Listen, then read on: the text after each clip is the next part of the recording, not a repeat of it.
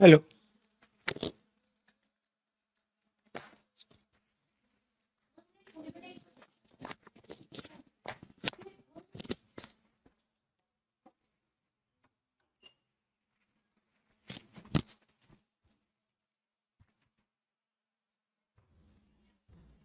जी नमस्कार साथियों, good morning प्यारे दोस्तों, जय हिंद, वंदे मातरम, राधे राधे। आज की जो हमारी क्लास है उसके अंदर टॉपिक है हमारा उपसर्ग। और उपसर्ग में हमने अब तक संस्कृत के उपसर्गों के बारे में जाना। आज बारी है उर्दू के उपसर्गों की। उर्दू के उपसर्ग। उपसर्ग वे शब्दांश होते हैं जो किसी शब्द के आगे लगकर उनसे नए शब्द का निर्माण करते हैं। प्रत्येक उपसर्ग के एक नहीं बल्कि अनेक अर्थ हो सकते हैं और उपसर्ग हमेशा शब्द के आरंभ अर्थात प्रारंभ में लगाए जाते हैं। जैसे उर्दू का एक उपसर्ग हमारा ला है, ऐसे ही हम अल का प्रयोग करते हैं उर्दू में, बिल का प्रयोग होता है, यहाँ हम का प्रयोग करते हैं उर्दू में, सर का प्रयोग करते हैं, ऐसे ही कम का प्रयोग करते हैं। इसके अलावा हम उर्दू में ही बे का प्रयोग करते हैं, बद का प्रयोग करते हैं, बा का प्रयोग करते हैं। तो ये हमारे ऐसे शब्दांश हैं जो किसी दूसरे मूल शब्द के साथ में लगकर नए शब्दों का निर्माण करते हैं। जैसे इससे शब्द क्या आ गया हमारा, ला इलाज, लाचार, ला जवाब। इससे शब्द बन गया हमारा अल कायदा, अल बेला, अल मस्त। इससे शब्द बन गया हमारा बिल्कुल, बिल इरादा,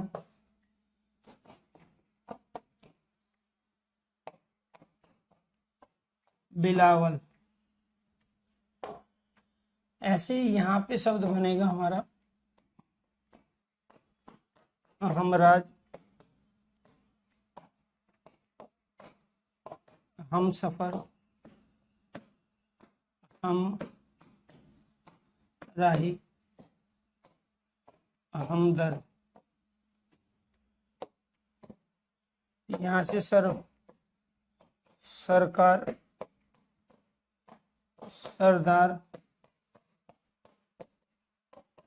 सरकारें। ये सारे क्या है हमारे, ये उर्दू के उपसर्गों से बने शब्द। ऐसे ही कमसीन, कम वक्त, कमजोर। ये सारे के सारे हमारे विदेशी शब्द हैं। जितने भी संस्कृत के उपसर्गों से बने थे वो सारे के सारे हमारे तत्सम शब्द थे, क्योंकि जिस भाषा का शब्द होगा शब्द भी उसी भाषा के होंगे। उपसर्ग जिस भाषा का होगा शब्द भी उसी भाषा के होंगे। ये तो आप मूल शब्द को पहचानो, तो इसमें जो मूल शब्द इलाज है ये उर्दू का है, इसलिए उपसर्ग भी इसमें उर्दू का होगा। या आप इसके अंदर ये कहो कि यहाँ पे ला एक उपसर्ग है जो कि उर्दू के उपसर्गों के रूप में हम प्रयोग करते हैं, और वो जिस शब्द के साथ लगेगा उसका जो मूल शब्द होगा वो भी उर्दू का होगा।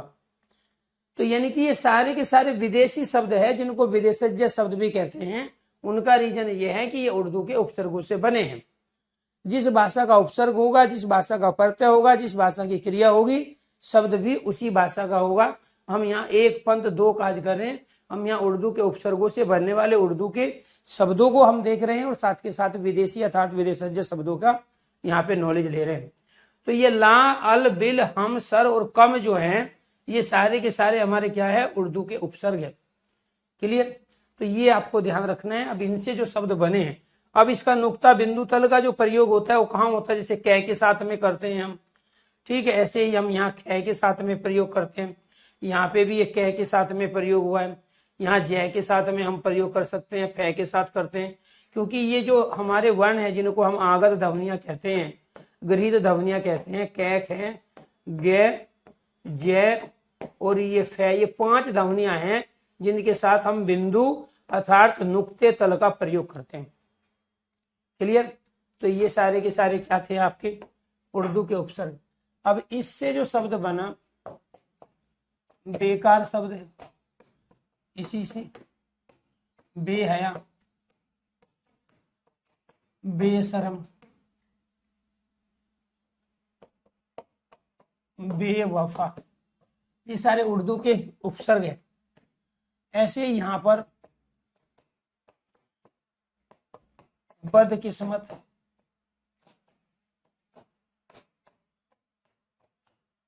बदसूरत,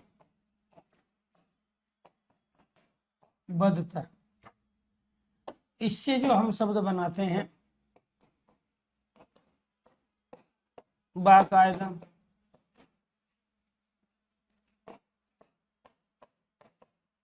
बा मुश्किल,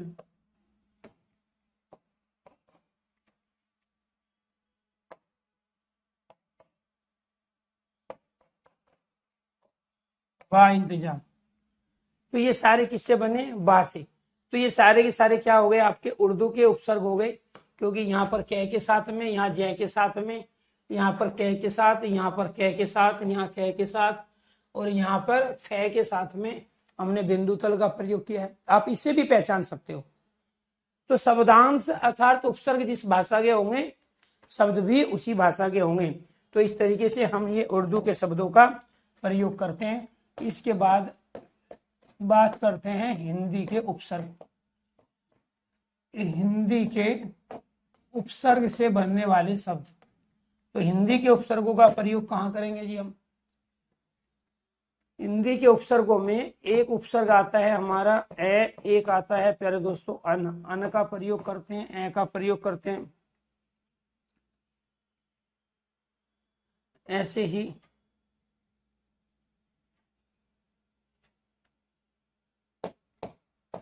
से कै का प्रयोग होता है।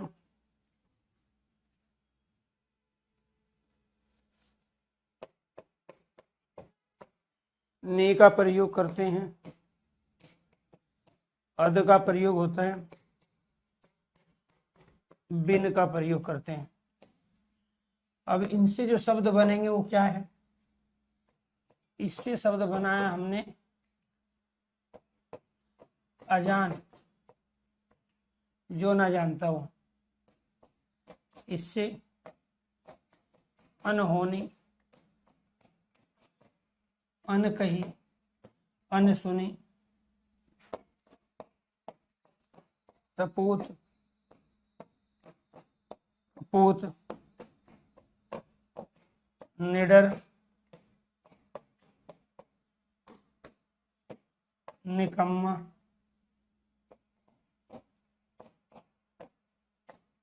अधपका,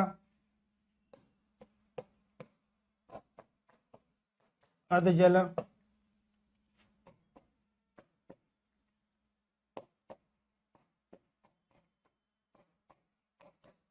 बिन खाया, बिन कहा, बिन सुना। तो ये बिन, अद, नी, कै, से, अन और ए क्या है? हमारे हिंदी के उपसर्ग है। तो हिंदी के उपसर्गों से, हिंदी के शब्दांशों से आपके हिंदी के तद्भव बनेंगे। ये सारे के सारे शब्द आपके क्या है? तद्भव है हिंदी के, क्योंकि ये सरल है, सुगम है, आसान है। तो सरल, सुगम, आसान वर्तनी तद्भव की होती है, और जो बहुत कठिन वर्तनी होती है, क्लिष्ट होती है, वो तत्सम शब्दों की होती है। तो जिस भाषा का उपसर्ग होगा शब्द भी उसी भाषा के होंगे। इसके बाद अंग्रेजी के उपसर्ग। अंग्रेजी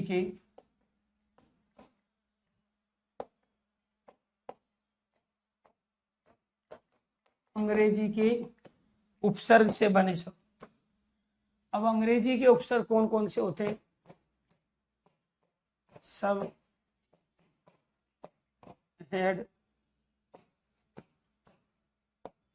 chief,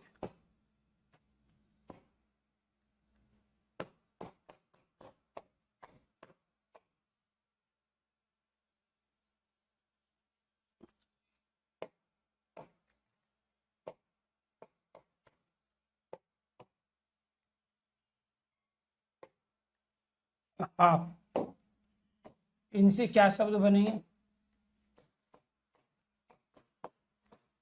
sub division,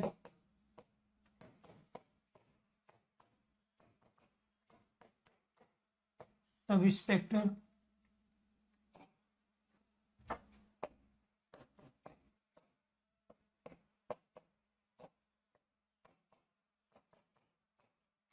head master,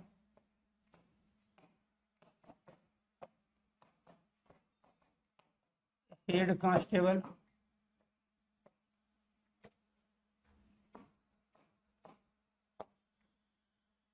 chief secretary,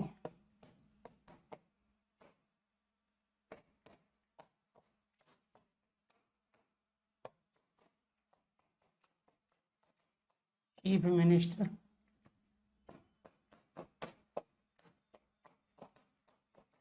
store,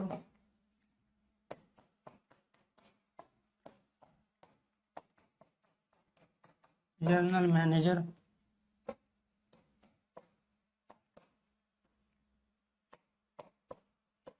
half time,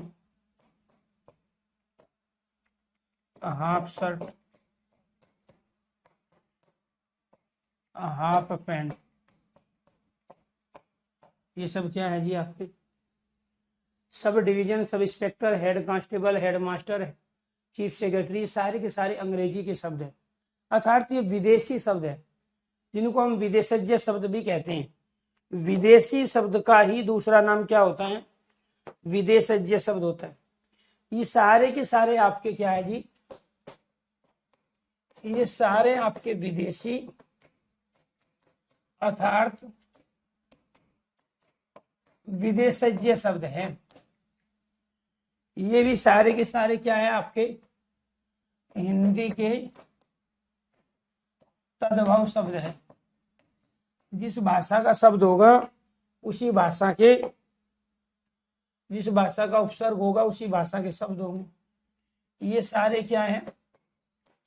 विदेशी या विदेशज्ञ शब्द। आप ये तो मूल शब्द पहचान लो। तो यहाँ पे सफर जो मूल शब्द है ये उर्दू का है, तो इसमें हम उपसर्ग भी उर्दू का है। आप राज उर्दू का है तो हम उपसर्ग भी उर्दू का है। या आप ये कहो कि इसमें अल क्या है? शब्दांश अर्थात उपसर्ग उर्दू का है, तो ये जो कायदा शब्द है ये भी उर्दू का होगा। तो यानी कि जो मूल शब्द होते हैं वो जिस भाषा के होंगे उसमें उपसर्ग भी उसी भाषा का होता है। या ये कहोगे जिसमें उपसर्ग जिस भाषा का है उसका मूल शब्द भी उसी भाषा का है, और वो इससे बनने वाले सारे के सारे शब्द आपके विदेशी अर्थात विदेशज्ञ कहलाएंगे।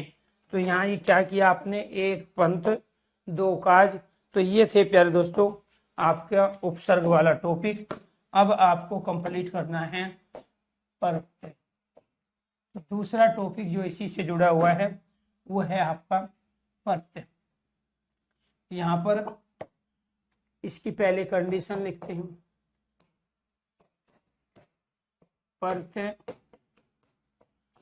प्रति और ऐसे मिलकर बना शब्द है, बना शब्द है। दूसरा प्रत्यय में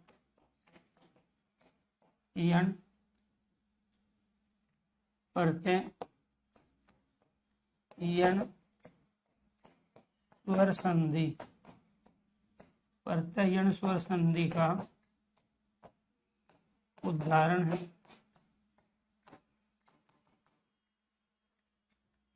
तीसरा प्रत्यय हमेशा शब्दांश होते हैं, प्रत्यय हमेशा शब्दांश होते हैं।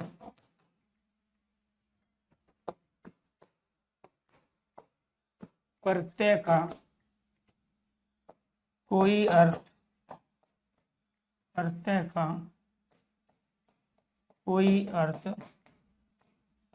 प्रत्यय का कोई अर्थ नहीं होता है। प्रत्यय का कोई अर्थ नहीं होता है। प्रत्यय हमेशा किसी मूल शब्द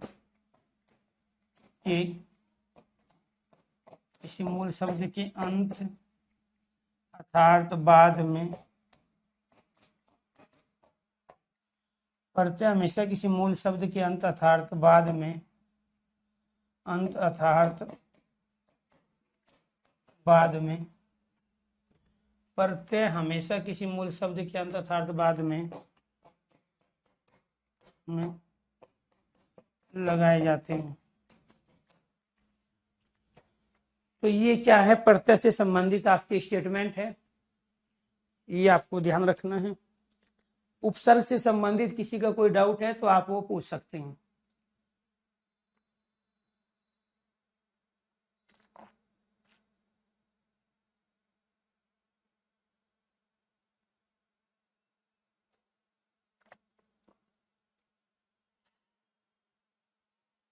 जी, तो ये आपको ध्यान रखना है जी। यहाँ पर कई बार स्टेटमेंट वाले जो क्वेश्चन पूछे जाते हैं, निम्नलिखित में से कौन सा कथन प्रत्यय से संबंधित है, कौन सा प्रत्यय की दृष्टि से संगत है, असंगत है, मेल है, बेमेल है, सत्य है या असत्य है, उस तरह की क्वेश्चंस की वैरायटी इन स्टेटमेंट से बनती है। तो जब हम यहाँ पर ये देखते हैं जो प्रत्यय शब्द हैं हमारे, वो कैसे बना है, ये प्रति और अय से मिलके शब्द बना है। इससे पहले आप संधि पढ़ चुके हो।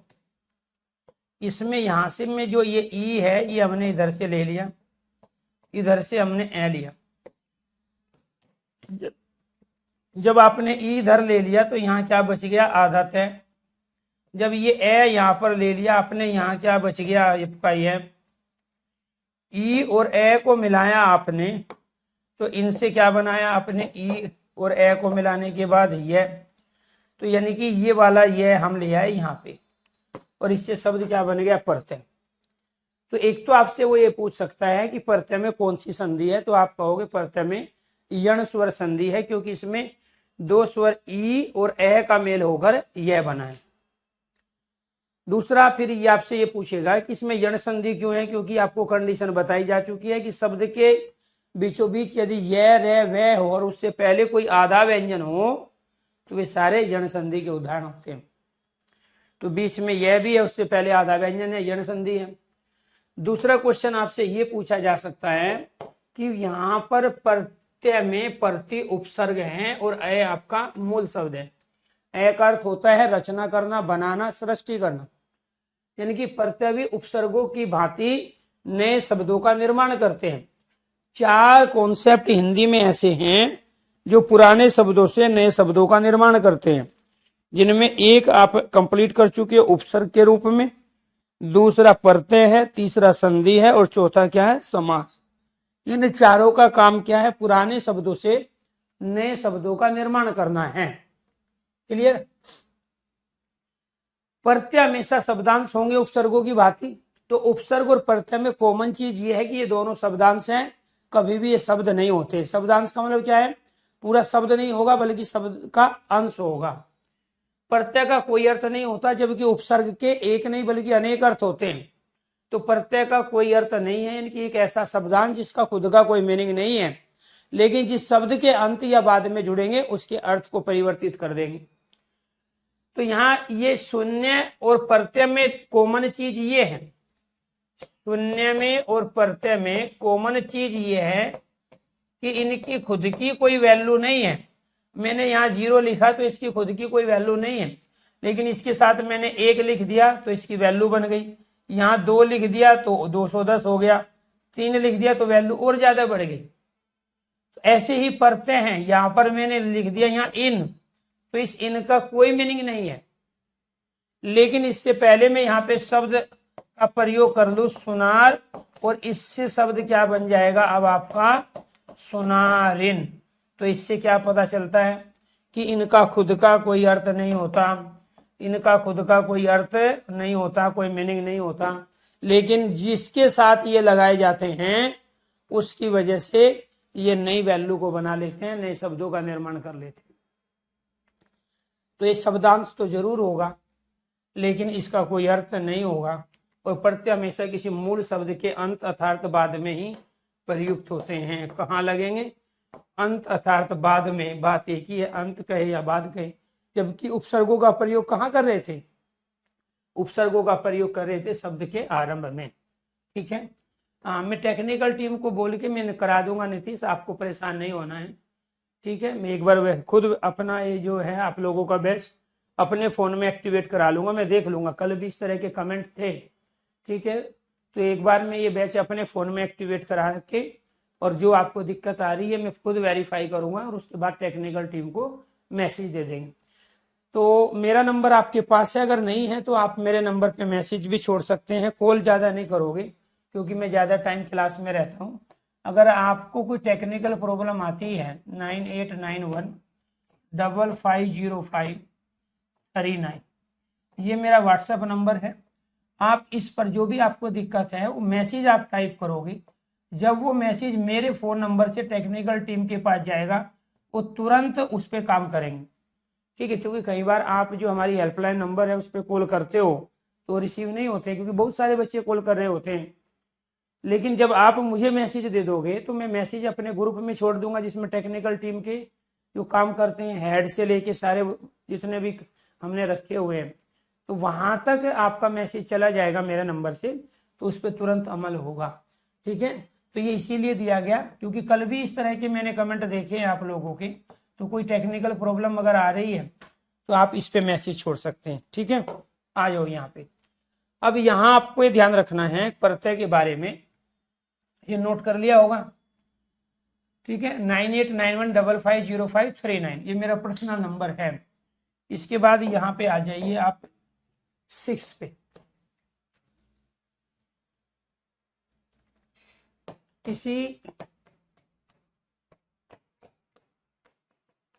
किसी समस्त पद में, किसी समस्त पद में मूल शब्द, किसी समस्त पद में मूल शब्द वाला या मूल शब्द निकालने पर, मूल शब्द निकालने पर शब्द के, किसी समस्त पद में मूल शब्द निकालने पर शब्द के अंत में, शब्द के अंत में जो शेष भाग, शब्द के अंत में जो शेष भाग शब्दांश के रूप, शब्द के शेष भाग शब्दांश के रूप में, शब्दांश के रूप में बचता है, शब्दांश के रूप में बचता है, जिसका कोई अर्थ ना हो है, बचता है,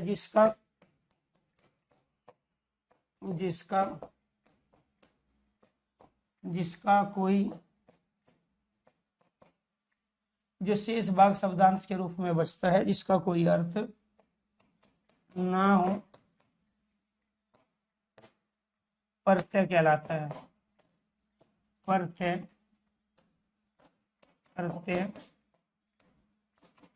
कहलाता है।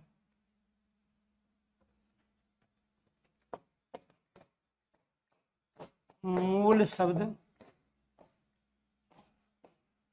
वह छोटे से छोटा, मूल शब्द वह छोटे से छोटा सार्थक शब्द होता है जिसका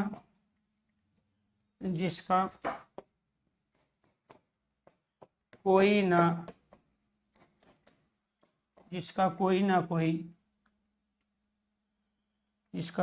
ना कोई अर्थ जिसका कोई ना कोई अर्थ अवश्य हो। क्लियर। इसके बाद प्रत्यय के भेद। प्रत्यय के 3 भेद होते हैं, तो आपको ये ध्यान रखना है। यहाँ पे क्या कह रहा है, किसी समस्त पद में से मूल शब्द निकालने पर। जैसे हमने यहाँ शब्द ले लिया बचपन, इसके बाद यहाँ पे शब्द ले लिया हमने ममता, यहाँ शब्द ले लिया हमने मिठास, और यहाँ शब्द ले लिया हमने लिखावट।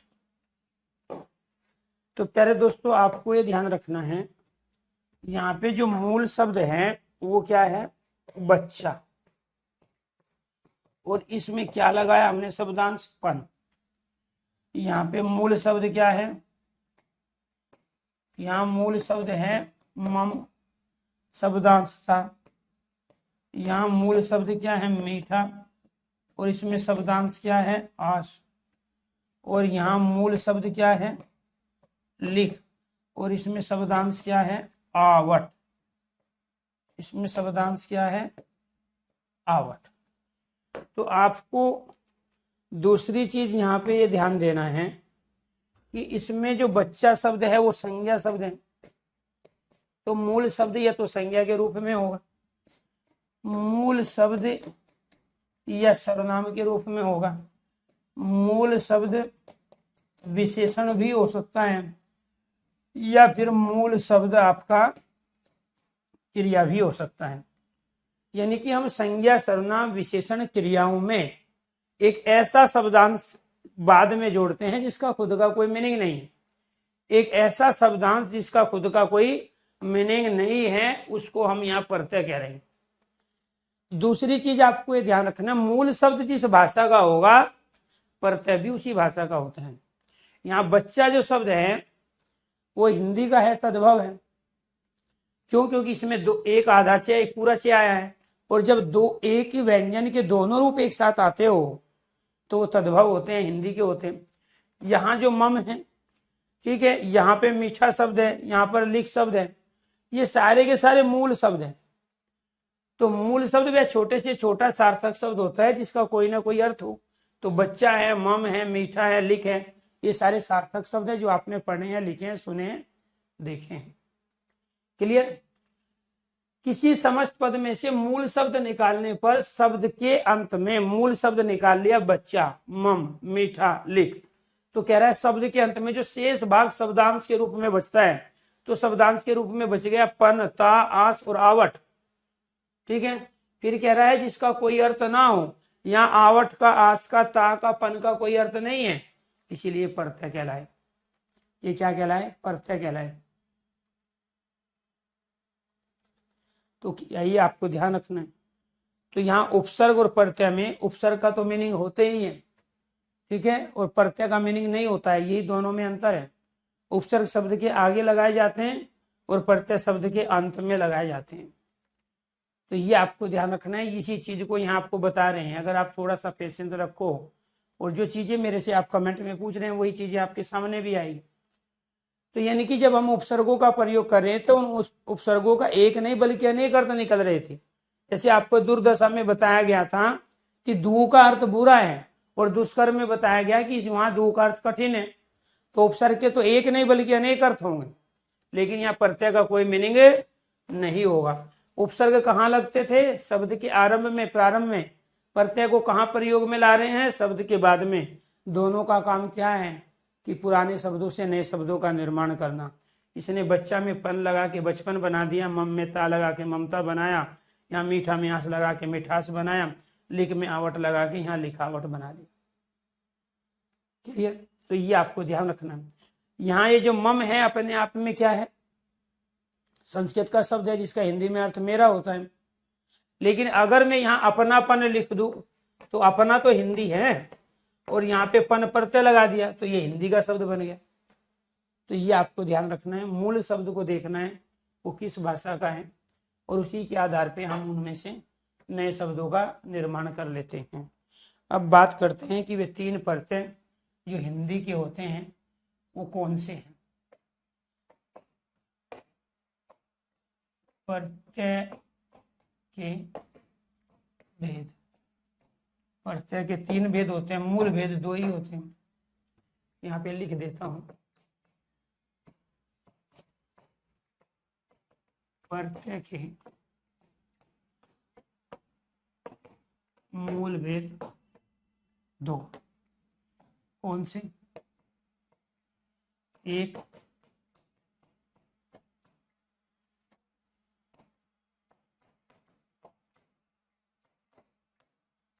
अर्थ करते, दूसरे तदित करते।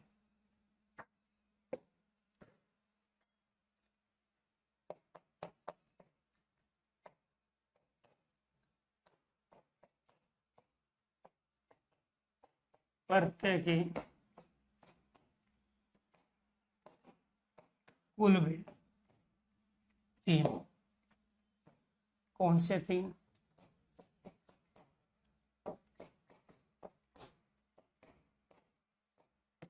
एक कर्त प्रत्यय,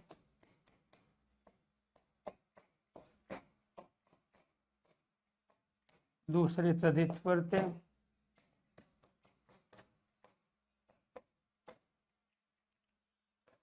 तीसरे स्त्री प्रत्यय। कर्त प्रत्यय धातु अर्थात क्रिया के अंत में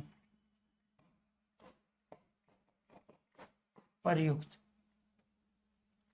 धातु अर्थात क्रिया के बाद लगते हैं।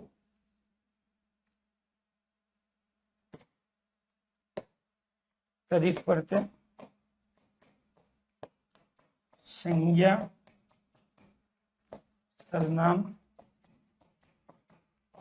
विशेषण शब्द के अंत में प्रयुक्त होते हैं।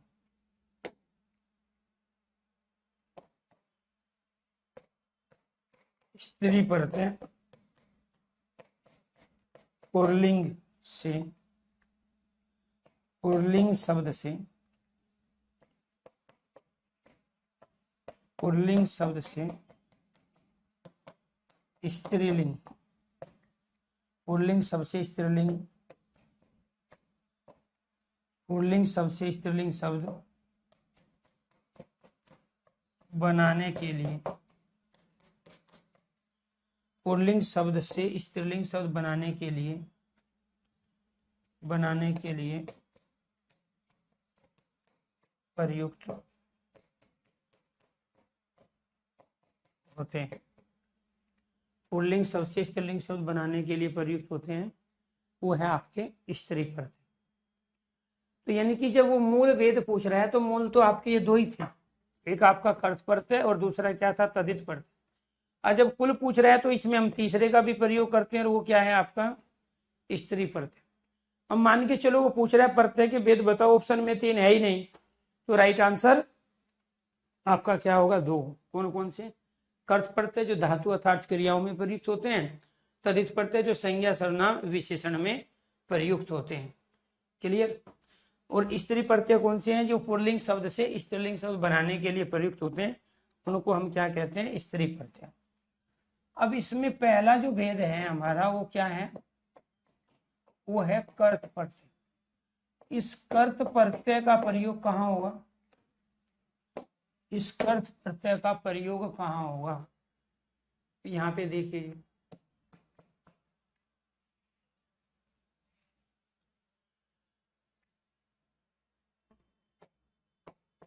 वे प्रत्यय जो केवल क्रिया उसमें धातु के अंत में जोड़े जाते हैं वो क्या कहलाते हैं? कर्त प्रत्यय।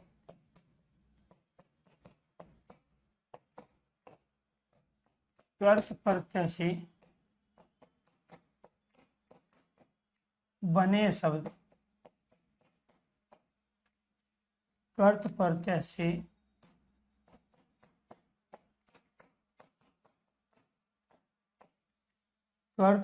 से बने शब्द करदंत कहलाते हैं। कर्त प्रत्यय से बने शब्द क्या कहलाते हैं? करदंत। कैसे कहलाएंगे? यहाँ पे मूल शब्द होगा। मूल शब्द किस रूप में होगा? क्रिया यानी कि धातु के रूप में। यहाँ पे प्रत्यय होगा। प्रत्यय किस रूप में होगा? शब्दांश के रूप। और यहाँ से क्या बनेगा? यहाँ से बनेगा करदंत शब्द। करदंत शब्द को हम क्या कहेंगे? नया शब्द कहेंगे। यानी कि किसी मूल शब्द में हम शब्दांश जोड़ के उनसे नया शब्द बनाते हैं। और वे कैसे बनेंगे जी? यहाँ पे देखो, यहाँ मूल शब्द ले लिया हमने क्रिया के रूप में, और वो क्या ले लिया? लिख में। यहाँ शब्दांश ले लिया आवट। तो इससे जो शब्द बना वो क्या था आपका? लिखावट। ऐसे ही यहाँ पढ़, और पढ़ में जो आई आया उससे क्या बन गया? पढ़ाई बन गया। ऐसे ही यहाँ पर हमने शब्द ले लिया खेल, और इस खेल में हमने आड़ी लगाया, तो इससे शब्द क्या बन गया? खिलाड़ी। यहाँ पे हमने ले लिया तैर, इसमें आंख लगाया, इससे क्या बन गया? तैराक। यहाँ पे हमने पी शब्द लिया, और इसमें क्या लगा दिया हमने? अक्कड़। तो इससे जो शब्द बना वो क्या था? पियक्कड़। ये सारे के सारे जो शब्द हैं दोस्तों, ये क्या कहलाए? आपके करदंत शब्द। ये क्या कहलाए? आपके शब्दांश अर्थात प्रत्यय। और ये क्या है? सब क्रिया है। ये लिख, पढ़, खेल, तैर, पी क्या है? क्रिया है। अब इन क्रियाओं में हम इन शब्दांशों का प्रयोग करेंगे जिनका खुद का कोई मीनिंग नहीं है, और इनका जब खुद का मीनिंग नहीं था, जिन क्रियाओं के साथ ये प्रयुक्त हो रहे थे, उसके बावजूद भी इन्होंने नया शब्द बनाया। और वे नए शब्द क्या थे? लिखावट, पढ़ाई, खिलाड़ी, तैराक और पियक्कड़। और ये सब क्रियाओं से बने। ये क्रिया से बने इसलिए क्या कहलाए? करदंत। तो करदंत जो शब्द है वो बना कैसे है? यहाँ आपको ये ध्यान रखना है। ये क्या है? ये हमने यहाँ प्रयोग कर लिया इस रूप में। ये इस रूप में हमने यहाँ प्रयोग किया, और इसके बाद में ये क्या है? यहाँ पे ये है आपका कर्त, और ये क्या है आपका? ये कर्त और अंत है, ये करदंत कहलाए। क्लियर? ये यहाँ क्या आया? ये तय आया। इसके बाद में ये क्या आया? ये ए आया। प्रत्येक वर्ग का पहला अपने वर्ग के तीसरे में बदल जाता है। ये यहाँ पे तय किस में बदला? दय में। कर्त है अंत में जिसके, वो क्या कहलाए? करदंत।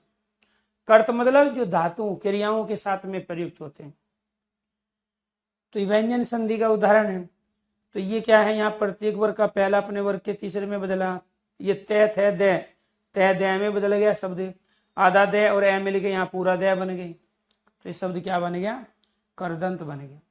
यहाँ सबके कमेंट आते हैं, लेकिन जो आप पूछ रहे हैं वही चीज आने वाले समय में आपके सामने आने वाली है। बहुत सारे बच्चे एक साथ क्लास लेते हैं, ठीक है। लेकिन आपको ध्यान रखना है, टेंशन नहीं लेना है, आपको दो काम करने हैं, बहुत जरूरी है। एक तो आपको पेशेंस रखना है और दूसरा पढ़ाई में निरंतरता। जिस दिन ये दो काम आपने कर लिए, मैं दावे के साथ कहता हूँ कि जब आपका ये कोर्स कंप्लीट होगा, आपको जिंदगी में हिंदी का रिवीजन करके भी एग्जाम में जाने की आवश्यकता नहीं है। पढ़ने की तो बात दूर, मैं रिवीजन की बात कर रहा हूँ। लेकिन समस्या क्या है, ना तो आप पेशेंस रखोगे और ना पढ़ाई में निरंतरता रखोगे। किसी ने आज क्लास ले ली, वो कल लेगा नहीं। और यही कारण है कि जिसने आज क्लास नहीं ली है, वो वर्तनी जिंदगी में समझ ही नहीं सकता है। क्योंकि इस टॉपिक के बाद मैं वर्तनी वाला करा रहा हूं। जिन्होंने संधि की क्लास अटेंड की है, वो उपसर्ग और प्रत्यय दोनों चीज समझ पा रहे हैं। और जिन्होंने संधि की क्लास अटेंड नहीं की है, वो एक बार फिर लाइफ में रट्टा मार रहे हैं। और इससे पहले वो 10 से 12 बार मार चुके हैं रट्टा। ऐसा नहीं है ये टॉपिक आप पहली बार पढ़ रहे हो, ये 10 से 12 बार आप पहले भी पढ़ चुके हो। लेकिन समस्या क्या है, न तो पढ़ाई में कंटिन्यूटी है, निरंतरता है, और न आपके अंदर पेशेंस है। अगर पेशेंस में इसलिए कह रहा हूं कि जो भी कमेंट बॉक्स में कमेंट करके आप मेरे से चीज पूछने जा रहे हो, वही अगले कुछ सेकंडों में, कुछ मिनटों में, कुछ घंटों में, कुछ दिनों में वही सारी चीज आपके सामने आएगी। इसलिए मैं आपका कमेंट पढ़ के आपको नहीं सुनाता, अदरवाइज यहाँ पे सबके कमेंट सामने आ रहे हैं और मैं एक साथ 15 कमेंट को अपनी स्क्रीन पे देख सकता हूँ। जैसे दूसरे बच्चे ने किया तो एक बच्चे कमेंट नीचे चला गया, तो फिर दूसरे नेक्स्ट 15 हो गए। क्लियर? तो इसलिए मेरी आपसे गुजारिश है, रिक्वेस्ट है कि अगर आप एक भी कमेंट नहीं भी करोगे ना, तो भी 100% हिंदी समझ में आपको आएगी। बशर्ते दो काम कर लेना। एक तो जो आपके डाउट्स बन रहे हैं, ठीक है, उसके लिए थोड़ा पेशेंस रखना, मेरे टॉपिक खत्म होने का इंतजार करना, वो सारी चीज आ जाएगी इसमें। 1 घंटे की क्लास में अगर मैं 60 कमेंट भी ले लूं और फिर उसका जवाब भी दूं, तो कभी भी मैं कोई नया टॉपिक या कुछ भी चीजें आगे लेके बढ़ ही नहीं सकता हूं। फिर तो ये कमेंट की क्लास होगी। और इसके बावजूद भी अगर आपकी दिक्कत है, तो मैंने नंबर भी आपको दिया है, आप वहां पे भी छोड़ो, मैं वॉइस मैसेज आपको छोड़ दूंगा। ठीक। इसके अलावा जब मेरा एक ग्रुप पूरा कंप्लीट होगा, तो मैं सैटरडे को आपकी 1 से 2 घंटे की क्लास केवल डाउट सेशन रखूंगा। क्योंकि ये टॉपिक एक दूसरे पर डिपेंड है। आपके डाउट ही तब तक हैं जब तक वो ग्रुप कंप्लीट नहीं होता है। और जैसे वो ग्रुप कंप्लीट हुआ, वो सारी एक दूसरे पे चीजें जुड़ी हुई है, डिपेंड है, अपने आप क्लियर होती चली जाएगी। तो जैसे ही हम अपना एक ग्रुप पूरा करेंगे, इसके अंदर वर्णमाला, संधि या उपसर्ग प्रत्यय और वर्तनी है, उसके बाद एक सैटरडे को डाउट सेशन अलग से ले लेंगे, जिसमें कुछ भी नया नहीं पढ़ाएंगे, केवल आपके डाउट्स लेंगे। ठीक है? तो हिंदी के ये अपने आप में नोट्स ही है दोस्तों, आपको अलग से ज्यादा कोई एफर्ट्स आपको लगाने की आवश्यकता नहीं है। सबसे ज्यादा करीम चीज पता है क्या है? जब क्लास चल रही है उसको समझने की कोशिश करो। जैसे इससे जितने भी क्वेश्चन बन सकते थे ना, वो मैंने सब कुछ आपके सामने लिख दिया। और किसी भी किताब में इस तरह से आपको नहीं मिलेगा, वो है ही नहीं भाई। स्टेटमेंट वाले क्वेश्चंस हैं, डेफिनेशन वाले क्वेश्चंस हैं, भेदों वाले क्वेश्चंस हैं, वो सब में ले आया इसमें। आपको ये भी बता दिया कि इसमें प्रति उपसर्ग है, अयम मूल शब्द है। आपको ये भी बताया इसमें कौन सी संधि है, यण स्वर संधि है, क्यों है, करके दिखाया। आपको ये बताया कि ये शब्दांश होते हैं, ठीक है, हमेशा शब्द के अंत में बाद में लगाए जाते हैं, इनका खुद का कोई मीनिंग नहीं होता है। तो जिस तरीके से यहाँ जितने क्वेश्चंस बन सकते हैं, वो सारे क्वेश्चंस में आपके सामने लेके चल रहा हूं। और फिर इन कंडीशनों को आपको एग्जाम्पल के द्वारा प्रूफ करके दिखाया कि हम इन प्रत्ययों का प्रयोग संज्ञा, सर्वनाम, विशेषण, क्रिया शब्दों में करते हैं। क्लियर? चलो जी आगे बढ़े। अब ये देखो यहाँ पे क्या थे आपके प्रत्यय, क्या थे? यहाँ पे मूल भेद आए। अब वो पूछ रहा है प्रत्यय के भेद बताओ। ऑप्शन में 3 है ही नहीं, यहाँ मैंने 3 लिखा है। तो जब 3 नहीं है तो इसका मतलब मूल भेद की बात कर रहा है ना वो। पहले तो ये 2 ही थे, तीसरा बाद में बनाया था। अजय वो कह रहा कुल भेद बताओ, यहाँ कुल शब्द आ गया। तो कुल का मतलब क्या है? मैक्सिमम। तो 3 से ज्यादा होते ही नहीं है। और वो तीसरा क्या है? स्त्री प्रत्यय। और वो किससे बनता है? वो नीचे बनता है पुल्लिंग शब्दों में से स्त्रीलिंग शब्द बनाने के लिए हम स्त्री प्रत्यय का प्रयोग कर लेते हैं, जिसमें नर में ई लगाया तो नारी बनेगा। अभी हम केवल इसकी बात कर रहे हैं कर्त प्रत्यय की। अगर ये समझ में आ गया हो, ये सारी की सारी आपकी क्रियाएं हैं, ये सारे आपके शब्दांश हैं। इन क्रियाओं में शब्दांश लगा के हमने कुछ नए शब्द बनाए, और यही प्रत्यय की खासियत है। इनसे बनने वाले सारे शब्द आपके कर्दन शब्द कहलाए। वो आपसे पूछ लेगा ऑप्शंस में, 4 ऑप्शंस देगा A B C D, इसमें से कौन सा शब्द करदंत नहीं है, कौन सा शब्द करदंत है। तो करदंत शब्द है तो इसका मतलब क्या है कि वो क्रिया से बना होगा, और जो क्रिया से नहीं बना है वो करदंत शब्द नहीं है। तो ये आपको ध्यान रखना है। ठीक है, तो क्या पूछेगा आपसे, ये 4 ऑप्शन दे दिया, ठीक है, ABCD के रूप में, 1 2 3 4 के रूप में, कौन सा शब्द करदंत है, जो क्रिया से बने हैं वो सारे शब्द करदंत हैं। जिनमें क्रिया का, इसमें लिख क्रिया है, इसमें पढ़ क्रिया है, इसमें खेल क्रिया है, इसमें तैर क्रिया है, इसमें पी क्रिया है, इसीलिए सारे करदंत शब्द हैं। ठीक है, चलो जी, अब आ जाते हैं तदित प्रत्यय। इस पे दूसरा जो भेद है हमारा वो है हमारा तदित प्रत्यय। कहाँ होता है तदित प्रत्यय,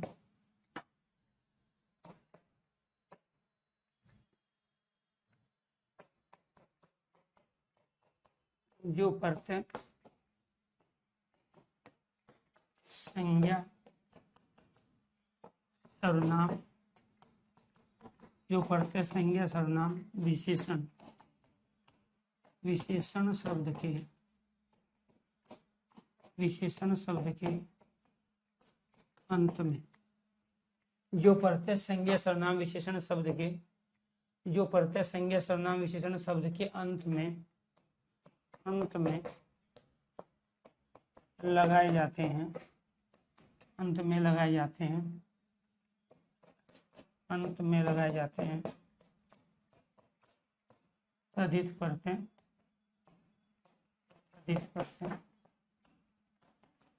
कहलाते हैं।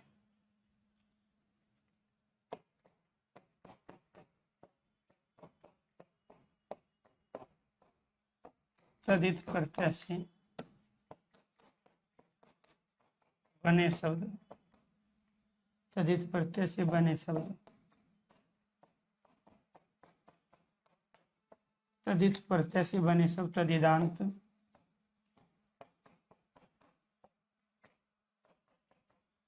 तदित प्रत्यय से बने शब्द तदिदांत कहलाते हैं।